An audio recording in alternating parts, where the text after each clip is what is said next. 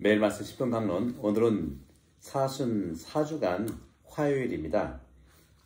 요한복음 5장 1절에서 16절입니다. 유다인들의 축제 때가 되어 예수님께서 예루살렘에 올라가셨다. 예루살렘의 양문 곁에는 히브리 말로 벳자타라고 불리는 못이 있었다. 그 못에는 주랑이 5채 딸렸는데 그 안에는 눈머니, 다리 저느니, 팔다리가 말라 비틀어진 이 같은 병자들이 많이 누워 있었다. 거기에는 38해나 앓는 사람도 있었다. 예수님께서 그가 누워 있는 것을 보시고 또 이미 오래 그렇게 지낸다는 것을 아시고는 건강해지고 싶으냐 하고 그에게 물으셨다. 그 병자가 예수님께 대답하였다. 선생님, 물이 출렁거릴 때 저를 못 속에 넣어줄 사람이 없습니다. 그래서 제가 가는 동안에 다른 이가 저보다 먼저 내려갑니다. 예수님께서 그에게 말씀하셨다. 일어나 네 들 것을 들고 걸어가거라. 그러자 그 사람은 곧 건강하게 되어 자기 들 것을 들고 걸어갔다. 그날은 안식일이었다. 그래서 유다인들이 병이 나은 그 사람에게 오늘은 안식일이요. 들 것을 들고 다니는 것은 합당하지 않소 하고 말하였다. 그가 나를 건강하게 해주신 그분께서 나에게 내 들 것을 들고 걸어가라 하셨습니다 하고 대답하자 그들이 물었다. 당신에게 그것을 들고 걸어가라 한 사람이 누구요? 그러나 병이 나은 이는 그분이 누구이신지 알지 못하였다. 그곳에 군중이 몰려있어 예수님께서 몰래 자리를 뜨셨기 때문이다. 그 뒤에 예수님께서 그 사람을 성전에서 다시 만나자 그에게 이르셨다. 자, 너는 건강하게 되었다. 더 나쁜 일이 너에게 일어나지 않도록 다시는 죄를 짓지 마라. 그 사람은 물러가서 자기를 건강하게 만들어주신 분은 예수님이시라고 유다인들에게 알렸다. 그리하여 유다인들은 예수님께서 안식일에 그러한 일을 하셨다고 하여 그분을 박해하기 시작하였다.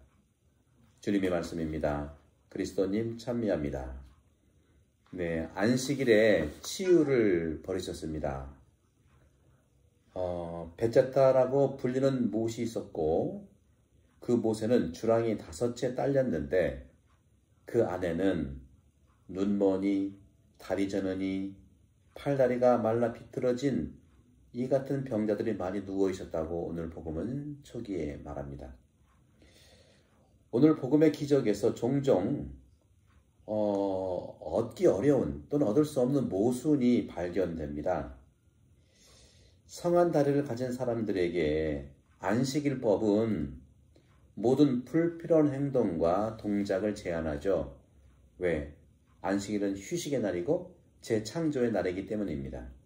창조를 위해서 쉬는 거죠. 하지만 38해, 38년 동안이나 움직일 수 없었던 중풍병자에게 도대체 안식일은 무슨 의미입니까? 평소에는 움직이지 못한 그 중풍병자에게 예수님께서 움직이게 하는 것이 바로 그에게는 안식일 아닐까요? 예수님께서 참으로 안식일에 움직일 수 없는 중풍병자에게 다음과 같이 말씀하십니다. 일어나 네 들 것을 들고 걸어가거라. 중풍병자는 전혀 움직일 수 없을 정도로 무력하지는 않아요. 그러나 예수님께서 중풍으로 손발이 마비된 그 환자를 움직일 수 있도록 초대되는 것이 바로 안식일이었죠. 안식일은 창조의 날이고 다시 재창조를 위해서 휴식하는 날인데 이 38대 동안 중풍에 앓는 사람들은 전혀 움직일 수가 없었어요. 움직일 수 있는 것이 그에게는 안식일의 의미가 되지 않겠습니까? 움직일 수 있는 사람들은 휴식을 통해서 움직이지 않고 새로운 재창조를 위해서 움직임의 준비를 한다면 38년을 움직일 수 없었던 사람은 안식일에 움직여서 다시 재창조의 시간을 가져야 되지 않겠습니까? 회복되는 거니까. 예수님은 참으로 이렇게 우리도 초대하십니다. 이러한 예수님께서 명한 첫 장면은 사회적 측면에서도 바로 축복입니다. 그 가치를 받아들이고 있어야 됩니다. 오늘날 그리스도인의 축일과 같은 잔치로 여겨져야 되는 것이죠. 하지만 구약의 규정에 대한 예수님의 행동은 늘 동일하게 나타납니다. 다시 말하면 모든 구약의 규정의 뿌리에 그 뿌리에로 돌아갈 필요가 있다는 것을 강조는 물론 하십니다. 구약의 지침을 바로 세우기 위해서 그 인스피레이션, 통찰력과 어떤 영감을 받았던 근본의 의미를 다시 세워둘 필요가 있다고 오늘 주님은 강조하십니다.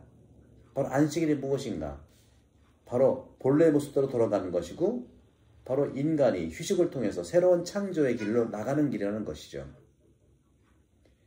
따라서 안식일은 하느님께 바로 정신과 마음을 봉헌하는 시간이고 그 선물은 모두에게 부여된 것인데 불편한 몸을 움직이지 못했던 불편한 몸을 움직이는 것이 주님께 올리는 안식일의 근본을 말하고 있는 거 아닙니까? 불편한 몸을 움직이는 것이 바로 주님께 드리는 근본적인 안식일의 정신을 살아가는 거 아니겠습니까? 과연 이것이 안식일을 방해한 걸까요? 오히려 안식일은 마음의 고통과 나쁜 생각에서 벗어나 주님께 맑은 마음을 드리는 거룩한 날입니다. 본래의 몸을 드리는 날입니다. 그래서 예수님께서는 그 사람이 불편했던 몸, 즉 그의 불편한 몸과 몸이 불편했으니 얼마나 38년 동안 마음도 구겨졌고 생각도 구겨졌겠습니까? 그것을 바로 잡아주신 것이 내 들 것을 들고 일어나라고 하는 한마디이죠. 그것이 안식일에서는 해서는 정말 안 되는 걸까요? 그러면서 동시에 예수님께서는 5장 15절에 더 나쁜 일이 너에게 일어나지 않도록 다시는 죄를 짓지 마라 이렇게 말씀하십니다. 아니 중풍병자가 무슨 죄를 지었겠습니까? 어떤 의미일까요? 중풍병 환자가 지은 죄는 과연 무엇일까요? 그는 38태 동안이나 정말 알아온 마비 증상, 그것이 그의 죄와 잘못에 대한 고통일까요? 복음은 계속해서 그렇지 않다고 말합니다. 오히려 복음은 늘 움직일 수 없고 현재 위험에 처해져 있는 사람, 중풍병자를 죄 치유하는, 그렇게 현재 위험에 처해 있는 자를 치유해야 하는 것을 말하고 있는 것이죠. 그렇다면 중풍병자는 왜 주님으로부터 다시는 죄를 짓지 말라고 그런 말을 들었을까요? 중풍병자에게 죄는 무엇일까요? 중풍병자는 38년 동안에 오늘 서두에 나오지 않습니까? 배째 따른 연못에 가려고 해도 다른 사람이 다 들어가고 자기는 못 들어간다고 해요. 그 중풍병 환자는 많은 사람들로부터 소위 따돌림을 당한 것이죠. 누구도 도와주지 않았다는 것이죠. 그러니까 몸만 불편한 것이 아니라 마음도 불편했고요. 사람을 믿지 않는 거예요. 믿을 수도 없고요. 그리고 사람들을 좋게 생각하지 않습니다. 이런 것들이 몸의 불편과 함께 마음의 어떤 그 경직성, 마음이 완고해지고 생각이 정말 스트릭해진다고 할까요? 둔해진다고 할까요? 그렇다면 중풍병자에게 죄를 짓지 말라고 하는 예수님의 의미는 바로 이런 것일 것입니다. 죄는 육적인 마비뿐만 아니라 영적인 것, 다시 말하면 내적인, 다시 말하면 마음의 마비도 나타난다는 겁니다. 선을 향해 각자의 능력을 가는 그런 영적이고 육적인 것으로 사용할 수 없는 것이 바로 중풍병자의 죄입니다. 생각을 해봅시다. 한두 해도 아니고 38년 동안을 아무도 그를 도와준 사람이 없었다? 그리고 말을 건넨 사람도 없었다? 어떻습니까? 마음이 얼마나 사람들 마음으로부터 멀어졌을까요? 생각은 얼마나 사람들에 대해서 부정적이었을까요? 그래서 주님과의 대화에서도 일방적으로 자신의 말만 늘어놓고 있는 것이 중풍병자의 마음이죠. 한 번도 그에게 말을 건넨 적이 없었을 겁니다. 그러니까 예수님께서 말씀하셨죠. 건강해지고 싶으냐? 하여튼 일반적으로 어떻게 가능한데요? 당신이 정말 나를 건강하게 해줄 수 있어. 이렇게 말해야 되는데 그것보다도 자신에게 건네온 말 한마디 건강해지고 싶으냐? 라는 예수님의 질문에 그는 딴소리같이 자기의 억울함을 늘 얘기하는 것이죠. 억울함을 얘기하고 있어요. 선생님, 물이 출렁거릴 때에 저를 물속에 넣어줄 사람이 없었어요. 그래서 제가 가는 동안에 다른 사람이 저보다 먼저 내려가요. 중풍병자는 병리학적인 증상뿐만 아니라, 즉 몸에 의한 그런 증상뿐만 아니라 신경 정신과적인 고통, 즉 내적이고 정신적이건 마음의 고통까지 가지고 있는 것을 분명히 우리는 알 수 있습니다. 다시 말하면 육적인 병의 형태뿐만 아니라 심리, 정신적 장애를 가지고 있었을 겁니다. 38년 동안이나 사람들로부터 격리된 삶, 왕따를 당한 삶, 그런 삶을 살았기에 그는 나태했을 겁니다. 왜? 아무리 일찍 가야 나를 도와줄 사람이 없고, 그렇죠? 그러니 서둘러 갈 필요도 없는 거예요. 나태한 거예요. 그리고 시기했을 겁니다. 먼저 갔지만 누구도 자기를 도와주지 않기 때문에 사람을 시기한 거예요. 또 분노했을 겁니다. 얼마나 화가 났겠습니까?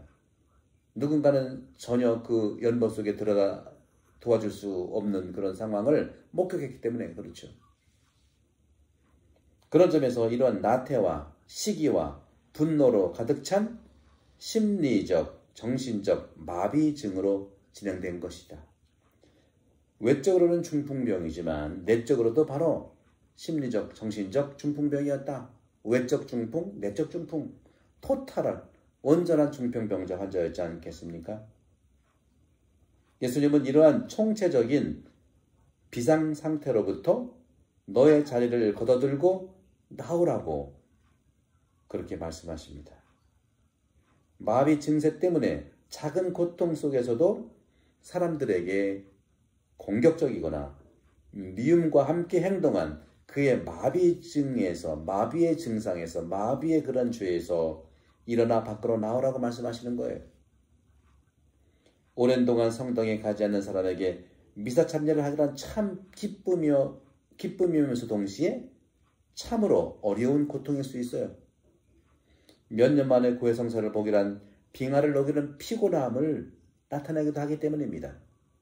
하지만 일어나 걸어가야만 하는 그러한 마비된 몸과 마음에서 해방될 때 마음과 정신도 해방될 수 있습니다. 우리 모두 주님께 손을 내밀며 벌떡 일어나 움직이면 은혜로운 참 기적이 발생한다는 것이 오늘 복음의 선물입니다. 초기 그리스도교인들에게 있어서요, 주일은 유대인들의 안식일 규정과 같지 않고 비교적 자유로웠었어요. 주님과 함께 시간을 보내는 휴일이지만, 안식일이지만 모든 활동을 중단해야 하는 엄격한 것은 아니었습니다. 초기 교회 때가. 매일 노동의 어려움을 존중하면서도 주님께 자신을 봉헌하는 기도의 시간이면서 동시에 주님 안에서 영적으로 쉬는 날이었기 때문입니다. 하지만 주일도 역시 이름뿐 주일을 과도하게 활용하는 좋지 않은 모습이 발생하곤 했습니다. 전통을 보존하는 정신과 생활에서 적용이라는 통합주의의 어려움이 모든 종교 전승에서 나타나듯이 주님의 날, 주일 역시 근본적 영적 의미를 잃지 않아야 한다는 것이 오늘 주님께서 말씀하시는 또 교훈이기도 합니다. 오늘날 주일의 의미는 과연 무엇일까요? 전 세계적으로 주일은 벌써 위크엔드가 되어버렸어요. 썬데이, 태양신을 믿는 건가요?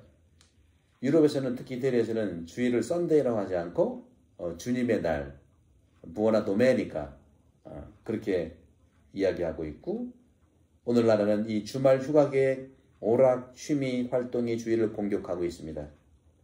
선진나라에서는 주일에 교회 생활을 하지 않는 것이 당연시 되었으며 그것을 진지하게 법률로 규정한 국가도 있습니다.